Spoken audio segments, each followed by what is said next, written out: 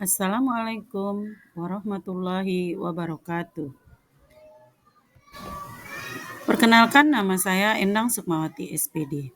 Saya calon guru penggerak Angkatan 9 Kabupaten Sumbawa NTB. Saya berasal dari SDN Nijang. Kali ini saya akan memaparkan tentang aksi nyata modul 1.4 budaya positif, yaitu tentang hasil diskusi, penerapan, dan diseminasi budaya positif. Sebelumnya, saya sudah memberikan 3 pertanyaan pemandu kepada Bapak Ibu Guru. Apakah Bapak Ibu setuju bila 1. Pemberian hukuman dapat mendisiplinkan murid? Pertanyaan kedua, pemberian hadiah dapat meningkatkan prestasi siswa.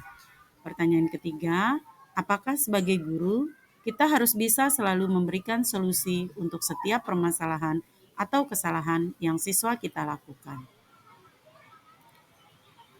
Nah, dalam hal ini kita akan membahas apa itu budaya positif dan apa contoh penerapan budaya positif yang telah kita terapkan.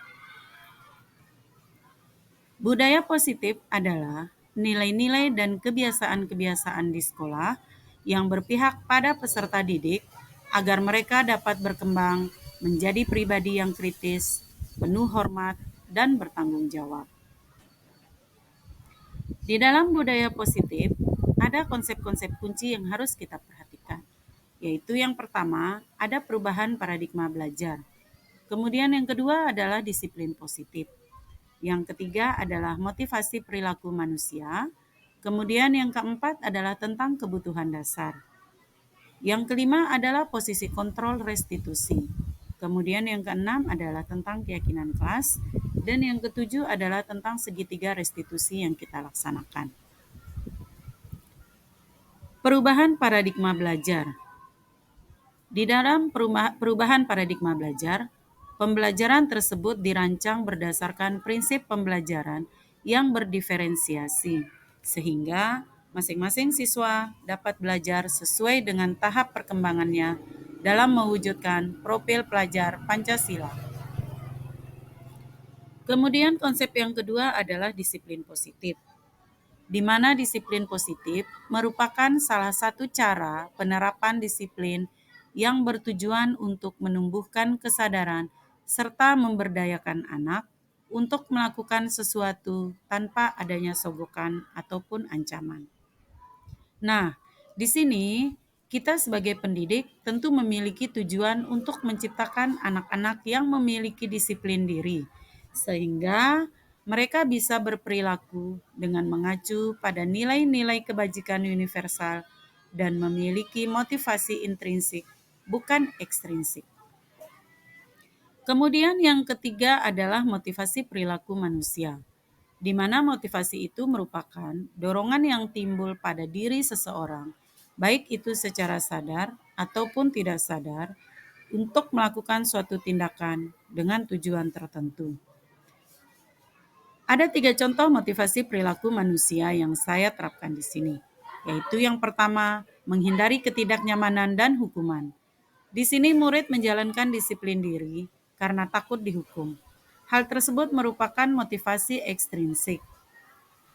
Kemudian yang kedua adalah mendapatkan hadiah atau penghargaan dari orang lain. Di sini murid menjalankan disiplin diri karena ingin mendapat hadiah atau imbalan.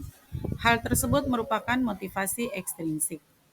Kemudian motivasi perilaku yang ketiga adalah menghargai nilai-nilai kebajikan diri sendiri.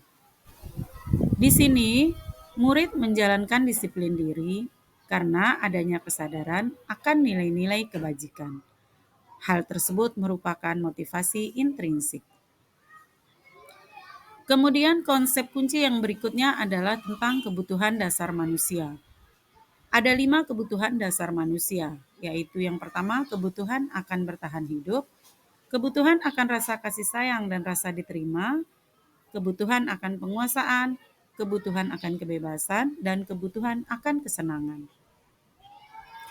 Kemudian konsep kunci yang berikutnya adalah tentang posisi kontrol restitusi. Posisi kontrol restitusi ada 5, yaitu kita sebagai guru biasanya menerapkan 5 posisi kontrol tersebut, yaitu biasanya pertama sebagai penghukum, kemudian yang kedua sebagai pembuat rasa bersalah, yang ketiga kita bisa sebagai teman, kemudian yang keempat kita bertindak sebagai pemantau, dan yang kelima posisi kontrol kita adalah sebagai manajer. Dalam contoh penerapan 5 posisi kontrol, saya mengambil satu contoh studi kasus, yaitu tentang siswa saya yang tidak memakai atribut lengkap atau sepatu datang ke sekolah. Nah, di sini saya mencoba menerapkan 5 posisi kontrol tersebut. Seandainya saya berada di posisi penghukum sebagai guru, maka hal yang saya katakan kepada siswa saya adalah, kamu tidak mematuhi peraturan sekolah. Sekarang bersihkan kamar mandi.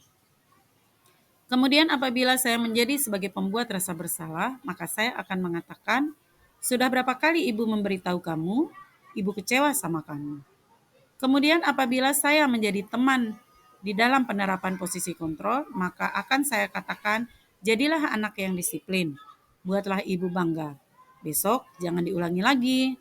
Nah, kemudian apabila saya mengambil posisi kontrol sebagai pemantau, maka saya akan berkata, kamu sudah melanggar aturan sekolah. Apa konsekuensinya? Kemudian apabila saya mengambil posisi manajer sebagai posisi kontrol, yang saya lakukan adalah, apakah kamu tahu kesalahanmu? Kira-kira bagaimana kamu akan memperbaiki kesalahanmu? Nah, berikutnya konsep kunci yang kita terapkan di dalam menerapkan budaya positif adalah membuat keyakinan kelas. Di sini guru bersama dengan siswa membuat yang namanya keyakinan kelas. Ada 3 cara membuat keyakinan kelas, yaitu yang pertama, guru dan siswa berdiskusi tentang kesepakatan kelas yang akan dibuat. Kemudian yang kedua, merumuskan kesepakatan untuk menjadi satu keyakinan. Kemudian yang ketiga, setelah kesepakatan itu jadi, guru dan siswa kemudian menempelkan keyakinan itu di kelas. Konsep kunci yang terakhir digunakan dalam menerapkan budaya positif di sekolah adalah menerapkan segitiga restitusi. Ada 3 cara menerapkan segitiga restitusi, yaitu yang pertama dengan cara menstabilkan identitas. Kita semua akan melakukan hal terbaik yang bisa kita lakukan. Kemudian yang kedua adalah melakukan validasi tindakan yang salah. Nah, semua perilaku pasti memiliki alasan. Kemudian, langkah yang ketiga, kita menanyakan keyakinan. Kita semua memiliki motivasi internal. Dalam hal ini, saya sudah mencoba membuat satu kesepakatan yang kemudian akhirnya menjadi keyakinan kelas kami. Selamat menyaksikan. Alat tulisnya sudah? Baik. Sekarang kita akan membuat apa Ibu bilang kemarin? Kesepakatan kelas. Ya, kita akan membuat yang namanya kesepakatan kelas. Nah, bagaimana cara membuat kesepakatan kelas itu? Dengan menuliskan apa? Pendapat yang bagaimana? Kata-kata positif, ya. Jadi silakan nanti kalian tuliskan kata-kata yang bernilai positif. Sudah Ibu contohkan kemarin ya. Apa saja yang termasuk dalam budaya positif yang bisa kita terapkan di dalam kelas kita. Contohnya apa coba? Apa salah satu contoh budaya positif yang bisa kita terapkan? Ya? Ya, duduk dengan tenang dan tertib. Jadi, membuang sampah atau buanglah sampah pada tempatnya. Apalagi? Apalagi? Mendengarkan guru apa? Ya, ketika sedang belajar atau mengajar. Apa itu di tembok? Menerapkan? Ya, boleh. Atau nanti satu orang pakai kata senyum, nanti yang lain santun, yang lain sopan, boleh ya. Makanya sekarang Ibu bagikan satu orang 3 atau 2 saja. 2 sticky note ini atau post-it ini masing-masing 2 warna. Nanti silakan kalian tulis kalimat atau kata-kata yang bernilai budaya positif yang kalian laksanakan di dalam kelas.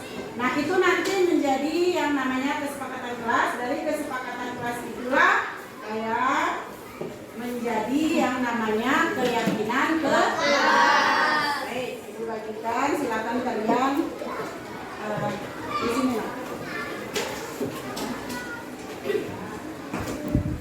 Nanti ditempel di nanti ditempel di di papan ya. Masing-masing yang sudah menulis silakan menempel di papan langsung. Kata-kata positif atau kalimat positif juga boleh yang mencerminkan budaya positif. Satu orang dua.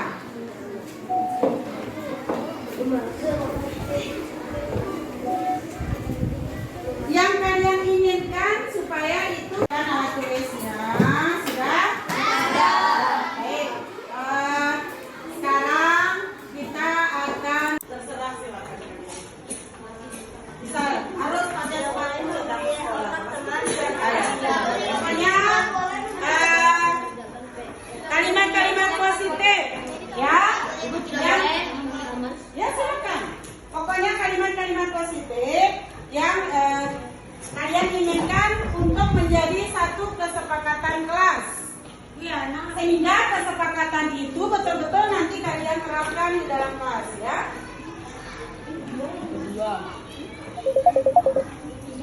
Kesepakatan yang bagaimana yang kalian inginkan? Silakan tempel di papan. Ya, silakan nak. Silakan ditulis sayang. Apa yang kamu inginkan untuk menjadi kesepakatan kelas? Tentunya dengan ya. Boleh. Boleh. Pokoknya kata-kata yang bernilai positif, yang termasuk dalam budaya positif yang harus kalian kembangkan. Ya, yang sudah silakan tempel di papan. Oke. Oh, bisa. Ya, kalau pinggir mah, jangan pinggir mah. Ke tengah dikit.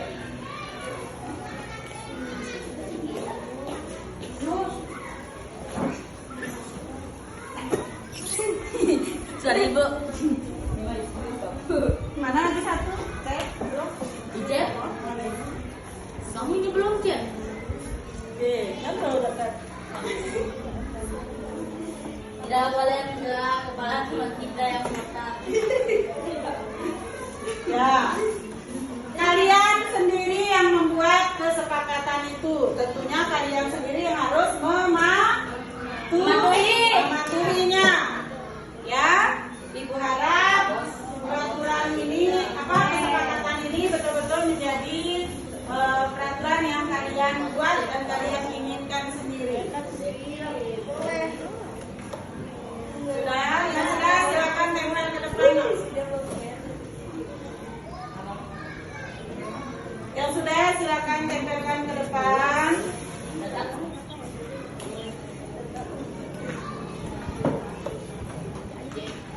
Oke, mana sudah? Ya, tempelkan. Apa 5S itu? Silakan ditulis. S-nya yang pertama apa? Apa sudah? Tempelkan yang sudah nak. Aisyah. Ya.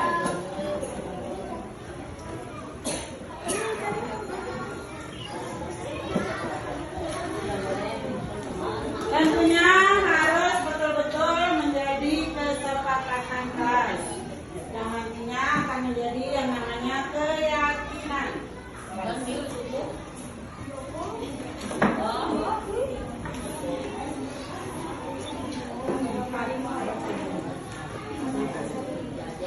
Sudah ya Pak? Mana pulpennya? Masya Allah. Kalian sudah? Ibu video kasih.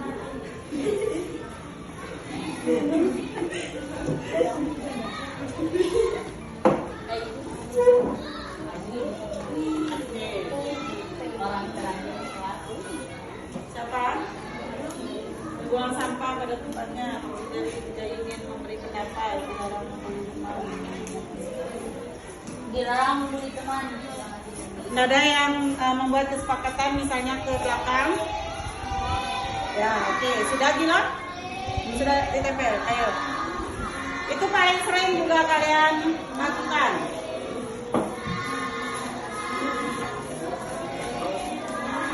Oke.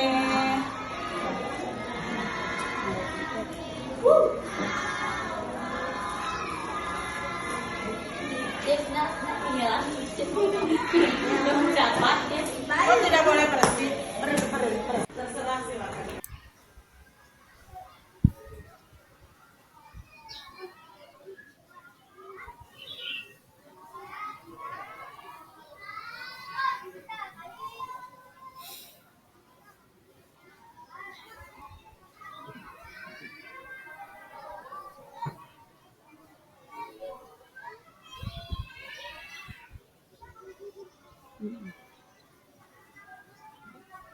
Assalamualaikum warahmatullahi wabarakatuh. Waalaikumsalam warahmatullahi wabarakatuh. Selamat siang dan salam sejahtera untuk kita semua. Yang terhormat Ibu Kepala SDN Negeri Jam. Assalamualaikum kesempatan hadir pada acara dan presentasi yang akan disampaikan oleh Ibu Endang Sukmawati SPD dengan judul penerapan dan diseminasi budaya positif. Sebelum kita mulai acara ini, marilah kita buka dengan kesempatan hadir pada sambutan yang akan disampaikan oleh Ibu Kepala SDN Negeri Jam. Yang terhormat Ibu Masriati SPD, waktu dan tempat dipersilakan.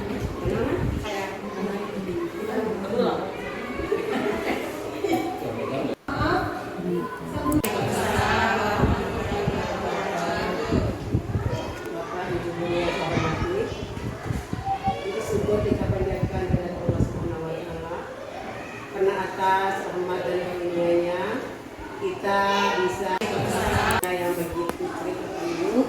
Alhamdulillah kita dapat menjalankan tugas kita seperti biasa. Salawat dan salam kita persembahkan bagi junjungan kita Nabi besar Muhammad SAW, para pengikut, sahabat dan keluarganya, semua yang begitu baik. Pada kesempatan ini adalah kegiatan dari salah satu kegiatan dari teman kita, yaitu Ibu Endang Sukmawati SPD sebagai anggota guru penggerak angkatan ke-10 dari guru penggerak yang alhamdulillah Ibu Endang di sekolah kita ini di kelas. Jadi untuk kita, mari kita dukung, mari kita bantu dia, mari kita dukung Ibu Endang untuk menyelesaikan tugas-tugasnya. Dan jangan segan-segan kepada kita semua, apa yang ada, apa yang ada di kelas. Saya mohon kepada Bapak Ibu, mari kita dukung, mari kita berkasih bantuan kepada teman kita yang kebetulan sekarang sedang menjalankan pendidikan pelatihan dalam menjalankan tugasnya sebagai calon guru penggerak angkatan ke-9 gitu. Saya mohon kepada Bapak Ibu. Sampaikan kepada Ibu Masriati SPD. Selanjutnya, langsung saja kita masuk ke acara inti, yaitu pemaparan serta diskusi yang akan disampaikan oleh Ibu Endang Sukmawati SPD dengan topik yaitu disampaikan kepada Assalamualaikum warahmatullahi wabarakatuh.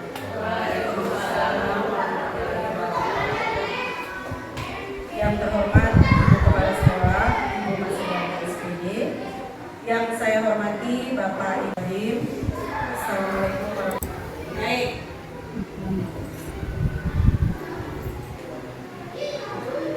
Nah, di sini saya sudah memberikan 3 pertanyaan pemantik kira-kira untuk Bapak Ibu. Baik. Hal yang sering kita lakukan kepada murid apabila murid atau siswa melakukan kesalahan, biasanya kita melakukan pemberian hukuman. Ya, sehingga menurut kita hukuman itu dapat mendisiplinkan siswa. Hal yang sering, dan nanti di slide berikutnya bisa saya tampilkan pemberian hukuman yang seperti apa. Misalnya kadang-kadang, ya bisa Ibu Jamila. Biasanya kalau kita memberikan hukuman karena terima kasih Endang, saya yakin Dan nanti di slide berikutnya. kita mengadakan upacara bendera karena pelaksanaan upacara bendera itu penting. Tapi seandainya kalau ada anak yang terlambat, kita berikan Pertama, kalau membersihkan pintu siram tanaman kita mengadakan. Yang kedua adalah pemberian hadiah dapat meningkatkan prestasi siswa. Apakah Bapak Ibu setuju dengan pernyataan yang kedua di sini? Yang bisa angkat tangan Bapak Ibu? Apa contoh? Yang kedua adalah pemberian katanya. Jadi kita harus melakukan pembelajaran dengan paradigma baru menggunakan pembelajaran berdiferensiasi. Berdiferensiasi di sini artinya pembelajaran diferensiasi yang berlaku di tempat tersebut. Mungkin itu yang bisa kami sampaikan, yang sudah biasa diterapkan di wilayah tersebut, maka itu seperti yang dinamakan budaya positif. Tapi ketika itu yang berlaku di yang bisa disampaikan. Terima kasih Pecan. Terima kasih pada Pecan yang sudah memberi penjelasan tentang pengertian budaya positif. Apa contoh? Yang bisa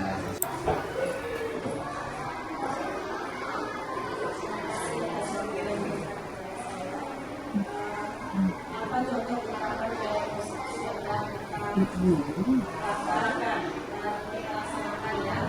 Mungkin contohnya yang sudah kita.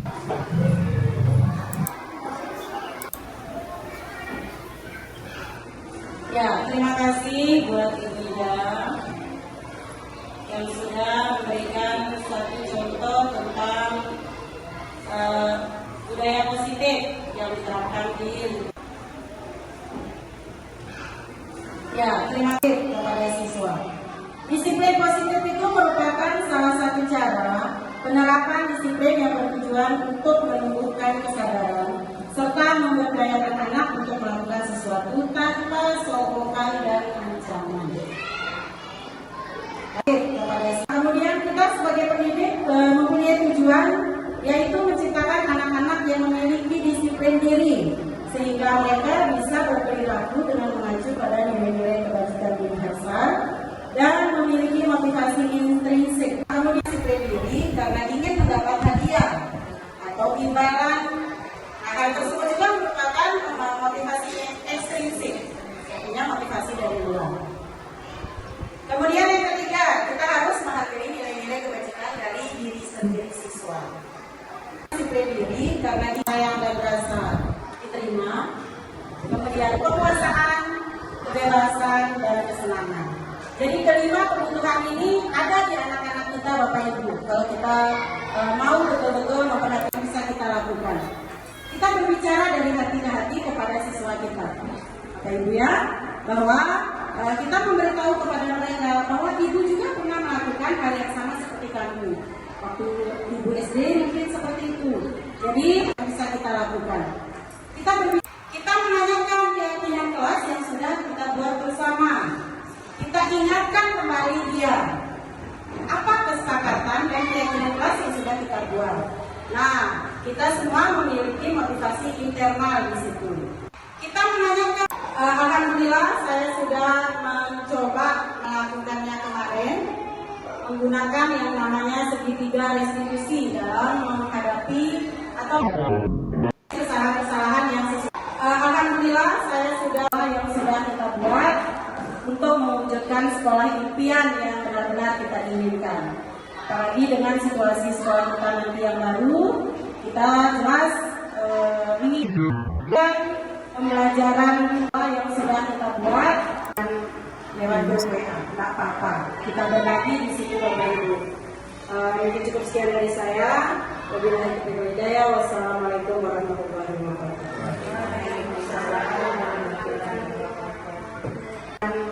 Lewat grup WA. Cukup sekian pemaparan dari saya. Terima kasih. Wassalamualaikum warahmatullahi wabarakatuh.